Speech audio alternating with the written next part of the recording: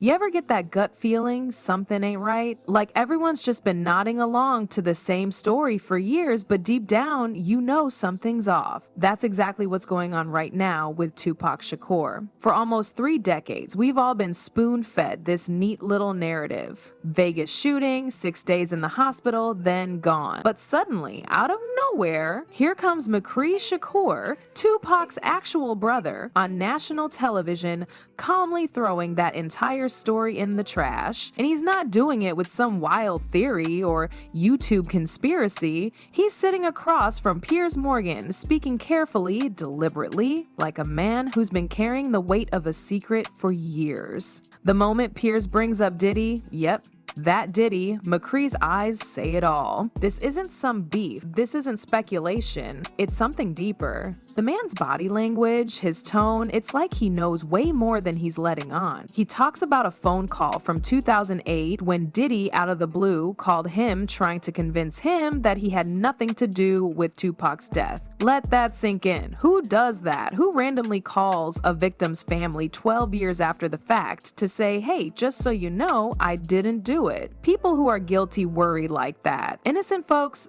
don't chase rumors. They brush them off. But Diddy didn't. He picked up the phone, found a way to contact McCree, and started defending himself, unprovoked. McCree didn't believe him then. He doesn't believe him now. He told Diddy one thing: the truth always comes out. And that sentence is aging like prophecy, because now, in 2025, Diddy's empire is collapsing. His homes have been raided, his name is plastered all over federal indictment paperwork, and his past, specifically his connection to Tupac, is being dragged into the light in the most uncomfortable way possible. And here's where things start getting creepy. You've probably heard of Keith D by now, the guy charged in connection with Tupac's shooting, but what you may not know is that during federal interrogations, this dude allegedly mentioned Diddy's name 47 times. Not twice, not 5 times, 47. And it wasn't barbershop talk or vague rumors. These were taped conversations with federal agents, detailed, time-stamped, and archived. Keith D painted a picture of million-dollar bounties, secret conversations, and Diddy allegedly saying he'd pay anything to see Tupac and Suge Knight dead. Now, ask yourself this: if those tapes had no weight, why did they stay hidden for so long? Why are prosecutors only now starting to connect the dots decades later? Maybe because back in the 90s, Diddy was untouchable. He was at the top of the music game, shielded by money, fame, and silence. But now, that shield's cracking. Every day, more details are surfacing that make it impossible to ignore the possibility that the official Tupac story was just a cover. One of the wildest developments? During the recent raids on Diddy's properties, federal agents discovered something no one expected: files labeled Cuba. And that opened a whole new rabbit hole. Because if you know even a little about Tupac lore, you know where that road leads. For years, people have whispered about him faking his death and escaping to Cuba. Most of us laughed it off. But suddenly, Diddy has Cuban files sitting in his private stash? That's not just weird, that's suspicious as hell. And it makes you wonder, what if this wasn't a myth? What if Tupac didn't just disappear? What if he was hidden by people with the power to make someone vanish and stay gone for nearly 30 years? Back in 2008, when Diddy made that nervous phone call to McCree, he wasn't just checking in. He was trying to silence something, trying to patch up a leak before the dam broke. Imagine this. You're the brother of one of the most iconic rappers of all time, and the man whose name has circled your family like a vulture for years suddenly reaches out on his own. That doesn't happen unless something's boiling under the surface. Diddy wasn't protecting his name, he was protecting something else. Maybe a secret that had been bubbling for over a decade. McCree didn't yell. He didn't accuse. He just listened. And then dropped 4 words that hit like a hammer. The truth always comes out. Those words weren't a threat, they were a warning. And now, with the whole world watching, it's like the floodgates are opening one drop at a time. The federal charges Diddy's facing today might seem unrelated on the surface: racketeering, blackmail, financial crimes. But when you start digging into what those charges actually reveal, the connections get eerie. Turns out, those so-called freak-off parties people joked about for years weren't jokes at all. According to court filings, they were organized, calculated setups. People lured into compromising situations, everything filmed, then archived like ammunition. The purpose? Leverage, control, silence. If you talked too much, crossed the wrong line, or became a liability, those tapes came out like a blade. Blackmail wasn't just a tool, it was the entire operating system.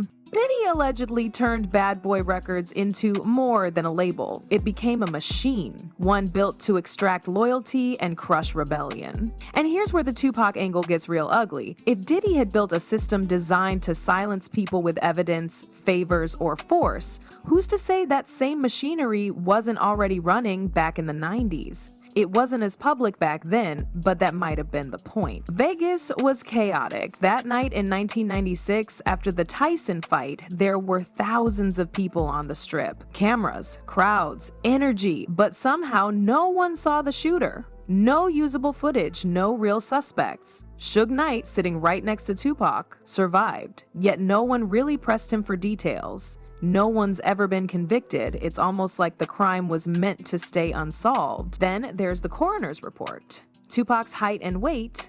Wrong. The cremator? Tired the day after handling the body. Just disappeared from the profession. These aren't red flags. They're alarm bells. You don't fumble basic facts on the death certificate of one of the most famous men on the planet. You don't quietly bow out of your career the moment you're tied to a high-profile case. Unless something's off. Unless the story being told publicly doesn't match what really happened behind closed doors. Even Suge Knight, who's been locked up and stripped of power, has dropped cryptic hints for years. In one TMZ interview, he flat out said, "Tupac not gone." He didn't elaborate, he didn't deny it later, he just let it sit there like a time bomb. Think about what that means. A man who was feet away when it happened isn't standing by the official version. That's not some fan theory. That's coming from a guy with scars from that night. Now throw in the fact that Cuban residents have reported Tupac sightings for years. Grainy footage, eyewitness stories, whispers of a man who looks just like him, same build, same walk, vanishing down alleys before anyone can get a solid photo. One or two sightings? Sure, coincidence. But this many over this long? Something's up, especially when federal agents raid Diddy's home and find files literally labeled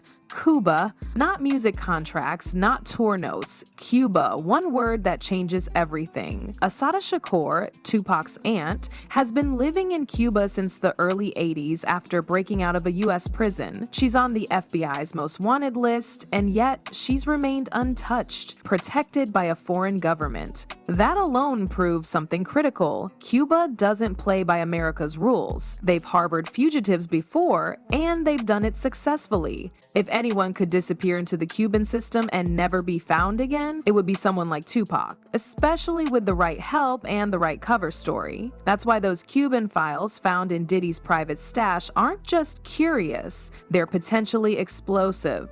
Because if Diddy had communications, payments, or even surveillance connected to Cuba, it opens up a whole new lane of possibility. It suggests he didn't just know about the idea of Tupac escaping, he may have been involved in keeping that escape hidden. That makes this more than a murder cover-up. It makes it a long-term operation with global reach, possibly involving criminal networks and intelligence services. The logistics alone would have been next level. Smuggling someone like Tupac out of Las Vegas alive would require swapped hospital records, bribed officials, fake bodies, and a private jet ready to fly under the radar. Michael Nice, Tupac's former bodyguard, claimed he helped organize exactly that. He said they switched the body at the hospital and flew Tupac out to Barbados before he vanished into Cuba. People called him crazy. He said he had proof. Then he disappeared. Just gone. No answers. That's not paranoia. That's a pattern.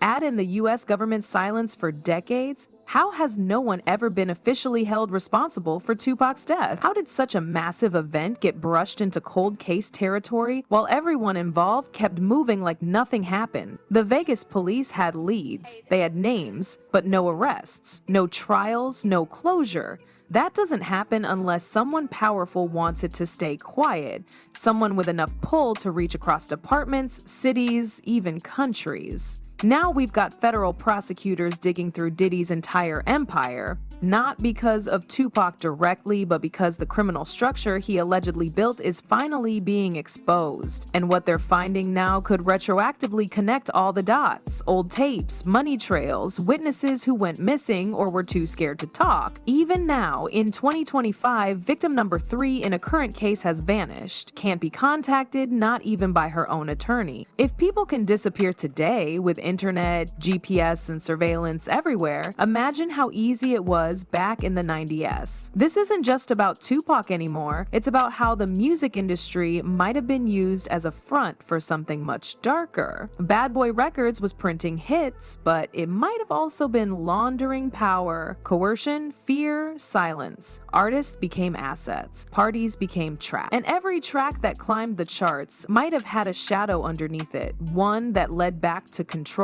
leverage, and blackmail. If these Cuba files are ever made public, they won't just rattle hip-hop, they'll shake international trust. Imagine what happens if evidence surfaces showing a major US music mogul worked with foreign operatives to hide an American citizen, possibly for political reasons. That crosses into espionage territory. It's not just about faking a death, it's about creating a myth so powerful that it rewrote music history and possibly geopolitical history too. And if Tupac is alive, somewhere in Havana or beyond, that story isn't over. It's still being written. The question now isn't whether the truth exists, it's whether the world is finally ready to face it. Because once those tapes play, those files surface, and those names are read aloud in court, it won't be a conspiracy anymore, it'll be fact. And the world will never look at September 1996 the same way again.